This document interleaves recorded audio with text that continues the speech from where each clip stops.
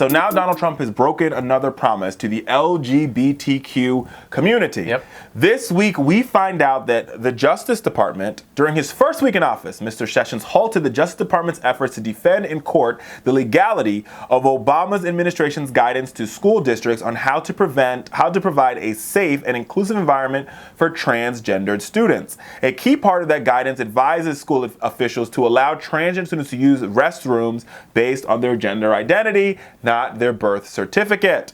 But Mr. Sessions and the Department of Education rescinded that guidance entirely. He's sort of rebuffing the rationale, and he's added more confusion to an issue that has already sparked so much debate. And in response to that, Caitlyn Jenner, who was a Trump supporter, who I think was at the inauguration. I mean, hopefully that's a lesson, right? Life lesson to Caitlyn Jenner.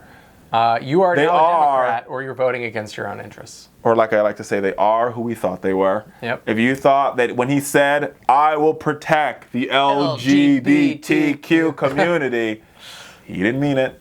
No, he didn't. And he doesn't care. I mean, and maybe it's not even Donald Trump, but it's his people. It's all the people. And Donald Trump is definitely not staying awake at night thinking about the rights of absolutely. You know why? LGBT Because it doesn't affect him. It's not on his doorstep.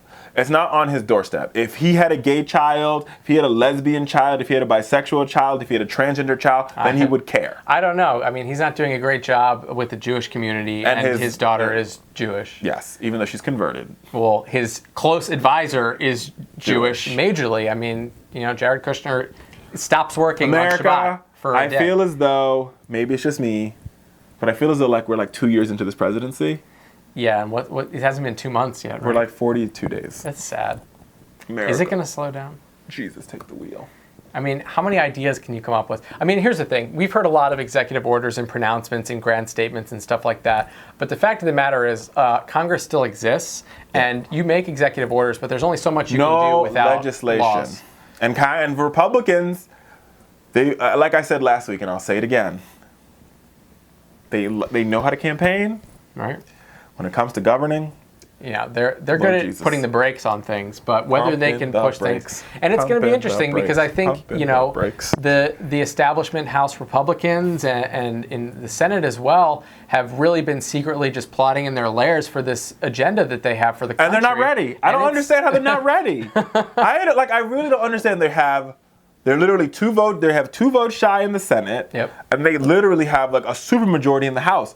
They've been waiting for this day. They've been talking about all these things. They have everything. They got the White House. They got the Senate. They got the House. They're getting ready to get Supreme Court. Yep. And this is day 42. And we have seen nothing. Crickets. Goose eggs. Yep. I don't know. It'll be interesting, but seeing where their priorities line up with President Trump's will also be interesting. Because as far as I see, there's really not the lines of communications that you traditionally see from the president and Congress.